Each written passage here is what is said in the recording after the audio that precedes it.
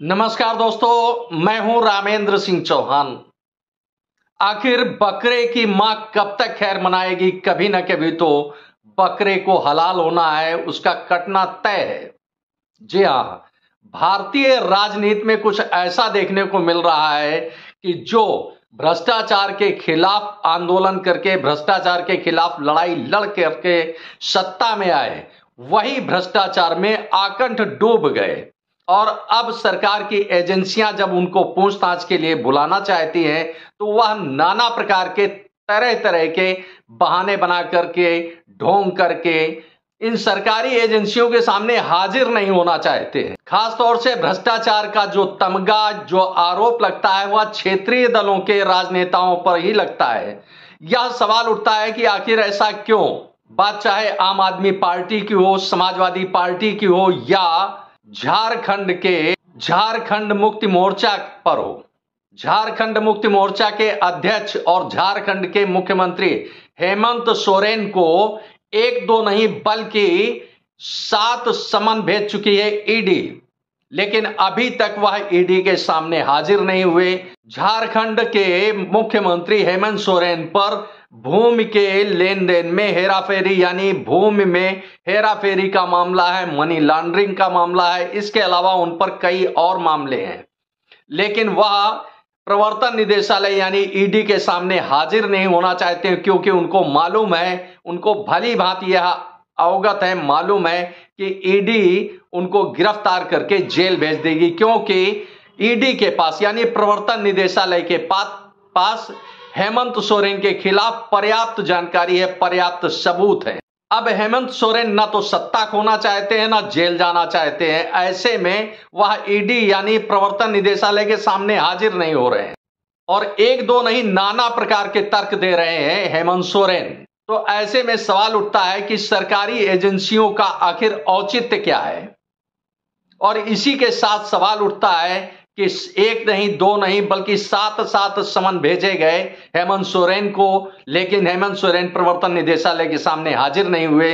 तो क्या आखिर यही विकल्प बचता है कि प्रवर्तन निदेशालय हेमंत सोरेन को गिरफ्तार करके लाए, घसीट कर लाए उसके घर से, उसके दफ्तर से? क्योंकि यदि भूमि घोटाला नहीं किया है, मनी लॉन्ड्रिंग का केस नहीं है, मनी लॉन्ड्रिंग का कोई मामला नहीं है, तो आखिर प्रवर्तन निदेशालय के सामने जाने में डर कैसा? हेमंत सोरेन भले भांति जानते हैं कि ईडी के सामने यानी प्रवर्तन निदेशालय के सामने जाने का मतलब है कि उनकी गिरफ्तारी होना। अब तो ईडी ने यानी प्रवर्तन निदेशालय ने यहां तक लिखकर भेज दिया है, नोटिस भेज दिया है कि आप खुद बताएं कि कहां आए और कब आए। इसके लिए 2 दिन का समय हेमंत सोरेन को दिया गया, लेकिन अभी तक हेमंत सोरेन की ओर से कोई जवाब नहीं दिया गया ऐसा कि जिससे प्रवर्तन निदेशालय संतुष्ट होता। तो आखिर ऐसे में यही लगता है कि कहीं ऐसा ना हो कि प्रवर्तन निदेशालय हेमंत सोरेन को गिरफ्तार करके उनके घर या उनके दफ्तर से लाए।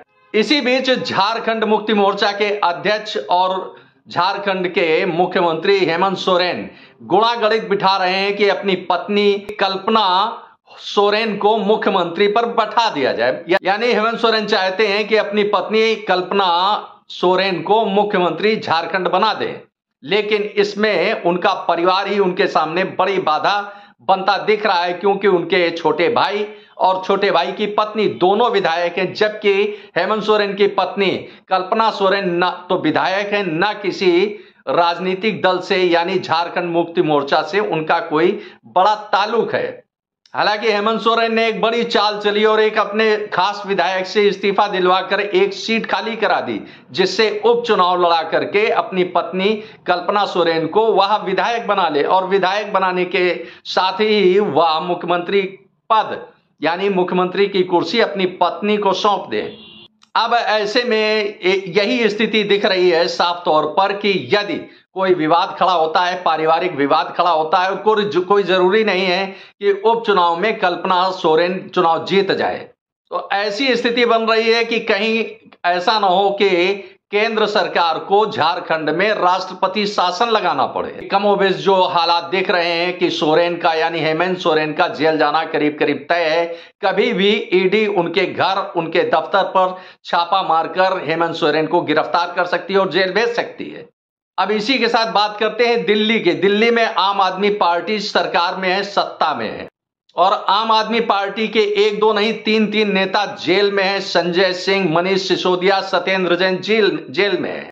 इन पर 338 करोड़ रुपए के शराब घोटाले का आरोप है और इस घोटाले में दिल्ली के मुख्यमंत्री अरविंद केजरीवाल का भी नाम है।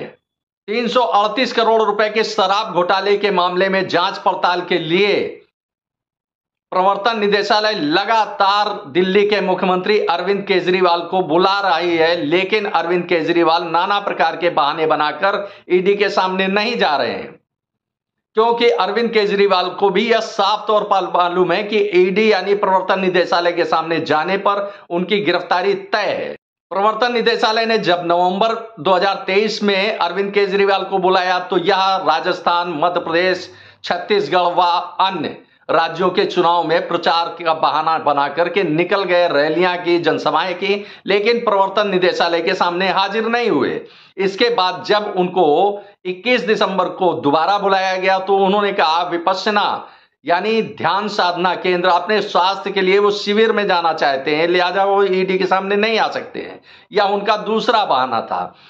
अब जब उनको 3 जनवरी 2024 को ईडी ने तलब किया था तो इस बार फिर न जाकर के वह कोई अन्य बहाना बना करके बैठ गए। उनका बहाना है कि जब लोकसभा चुनाव 2024 आ रहे हैं तो लोकसभा चुनाव प्रचार में उनको रोकने के लिए प्रवर्तन निदेशालय उनको गिरफ्तार करने की रणनीति बना रहा है।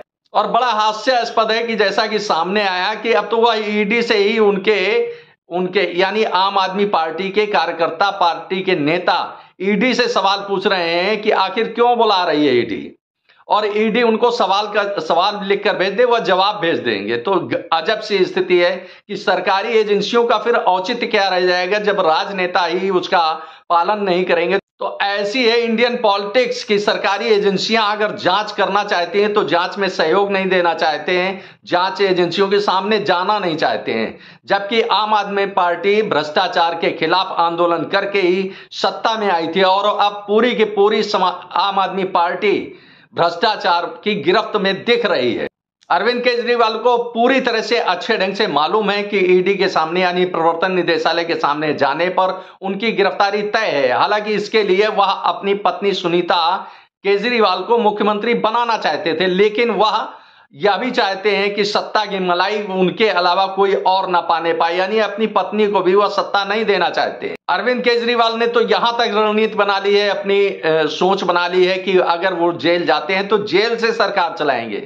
इतना ही नहीं, अरविंद केजरीवाल जनमत संग्रह करा रहे हैं। जनमत संग्रह का संविधान में कहां औचित्य है, कैसा औचित्य है, या तो देखना होगा, लेकिन जनमत संग्रह का कोई मतलब नहीं है जब जनता चुनती है और आपके ऊपर आरोप सिद्ध हो रहा है, साबित हो रहा है, एजेंसियों के सामने जाने से आप डर रहे हैं, तो ऐसे में आपको नैतिक आधार पर तो खुद ही इस्तीफा दे देना चाहिए। फिलहाल यह दो राजनीतिक दल आम आदमी पार्टी और झारखंड मुक्ति मोर्चा के मुखिया यानी झारखंड मुक्ति मोर्चा के अध्यक्ष हेमंत सोरेन पूरी तरह से फंसे हुए हैं ईडी के जाल में, और दूसरी तरफ आम आदमी पार्टी के राष्ट्रीय संयोजक, राष्ट्रीय अध्यक्ष और दिल्ली के मुख्यमंत्री अरविंद केजरीवाल भी ईडी की गिरफ्त में फंसे हुए हैं। और यह दोनों ही मुख्यमंत्री प्रवर्तन निदेशालय यानी ईडी को लगातार ठेंगा दिखा रहे हैं कि जाइए, आप बुलाते रहिए, हम आपके सामने नहीं आएंगे। तो ऐसे में यह एक बड़ा सवाल उठता है कि आखिर इन एजेंसियों का औचित्य क्या है जब कोई कड़ी कार्रवाई नहीं कर पा रहे हैं, एक के बाद एक समन भेज रहे हैं, लेकिन वहां राजनेता हाजिर नहीं हो रहे हैं। तो ऐसे में एजेंसियों के औचित्य पर एक बड़ा सवाल खड़ा होता है। इसी के साथ आम आदमी पार्टी के राज्यसभा सदस्य और आम आदमी पार्टी के एक बड़े नेता संजय सिंह को एक बड़ा तगड़ा झटका लगा है, और यह झटका लगा है उत्तर प्रदेश की एक अदालत से। उत्तर प्रदेश के लखनऊ की एक अदालत ने संजय सिंह पर 1 लाख रुपए का जुर्माना लगाया और यह भी कहा है कि यदि 2 माह की अवधि में यह जुर्माना संजय सिंह की ओर से नहीं दिया जाता है तो उन पर आदेश यानी जिस दिन जुर्माना लगा है उस दिन से 6% की धनराशि ब्याज के रूप में भी वसूल की जाएगी। 2022 के विधानसभा चुनाव के दौरान उत्तर प्रदेश में आम आदमी पार्टी के नेता संजय सिंह ने प्रदेश सरकार के जल शक्ति मंत्री महेंद्र सिंह पर आरोप लगाया था कि करोड़ों रुपए का घोटाला किया है। इस आरोप से क्षुब्ध जल शक्ति मंत्री महेंद्र सिंह ने अदालत में मानहानि का मुकदमा कायम कर दिया। मुकदमे की सुनवाई के दौरान संजय सिंह से तलब किया गया, मांगा गया कि आपके पास साक्ष्य हो घोटाले के तो लाइए, लेकिन संजय सिंह कोई भी घोटाले का जवाब नहीं दे पाए, कोई आरोप सिद्ध नहीं कर पाए, कोई साक्ष्य नहीं दे पाए, जिस पर न्यायालय ने कड़ा रुख अख्तियार करते हुए 1 लाख रुपए का जुर्माना लगाया और साथ ही संजय सिंह को हिदायत और निर्देश दिए हैं कि खास तौर से निर्देश दिए हैं कि जो भी सोशल मीडिया पर अपलोड किए हैं वीडियो, इस संबंध में उनको तत्काल हटाएं। इससे साफ जाहिर है कि आम आदमी पार्टी के नेता केवल आरोप लगाते हैं। आरोप सिद्ध करने का जब मामला आता है, जो बात आती है, तो उनके कदम कहीं नहीं ठहरते हैं और अदालत में उनको मुंह की खानी पड़ती है।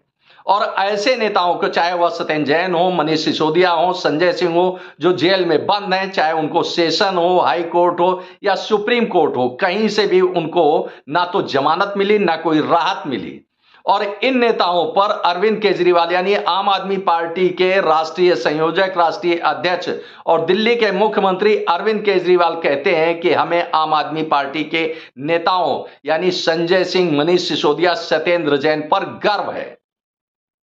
यानी जो राजनेता भ्रष्टाचार करते हैं, भ्रष्टाचार में लिप्त हैं, जो उन पर भ्रष्टाचार साबित हो चुका है, करीब करीब न्यायालय ने अपने कोई फैसले नहीं दिए हैं। यदि भ्रष्टाचार नहीं होता और उन पर केवल आरोप होते और आरोप सिद्ध नहीं हो रहे होते, तो निश्चित रूप से कोर्ट यानी न्यायालय उनको जमानत पर रिहा कर देता। लेकिन अभी तक किसी भी राजनेता को, इनके यानी आम आदमी पार्टी के किसी भी नेता को, चाहे मनीष सिसोदिया हो, संजय सिंह हो, सत्येंद्र जैन हो, किसी को भी जमानत नहीं दी है। और ऐसे नेताओं को अरविंद केजरीवाल कहते हैं कि हमें अपने यानी आम आदमी पार्टी के नेताओं पर गर्व है।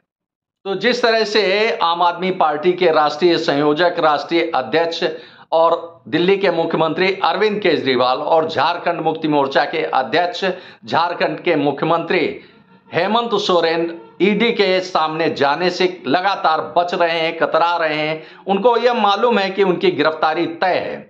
तो ऐसे में एक बड़ा सवाल उठता है कि कहीं ऐसा ना हो कि ईडी यानी प्रवर्तन निदेशालय खुद जाए, उनके घर दफ्तर से घसीट कर गिरफ्तार करके ले आए। अब शायद प्रवर्तन निदेशालय के सामने यही एक विकल्प बचा है जिस विकल्प पर वह काम करेगी। इस तरह से क्षेत्रीय राजनीतिक दलों का चाल, चरित्र, चेहरा जनता के सामने बार बार आता है और जनता ऐसे क्षेत्रीय दलों को चुनती है बार बार और देखती भी है कि यह क्षेत्रीय दल किस तरह से आम जनता को, देश को लूटते हैं। आपने इस वीडियो को देखा, आपको यह वीडियो कैसा लगा कमेंट बॉक्स में हमें अवश्य बताएं। वीडियो को शेयर करें। यदि आप हमारे चैनल पर नए हैं तो हमारे चैनल को सब्सक्राइब करें, जिससे हमारे आने वाले वीडियो, आने वाले नोटिफिकेशन आपको मिल सके। दोस्तों, वीडियो को लाइक करना ना भूलें। आप लाइक करते हैं तो हमारा प्रोत्साहन होता है, हमारा मोटिवेशन होता है। आपने वीडियो को देखा, आपका बहुत बहुत धन्यवाद। Thank you. जय हिंद, जय भारत।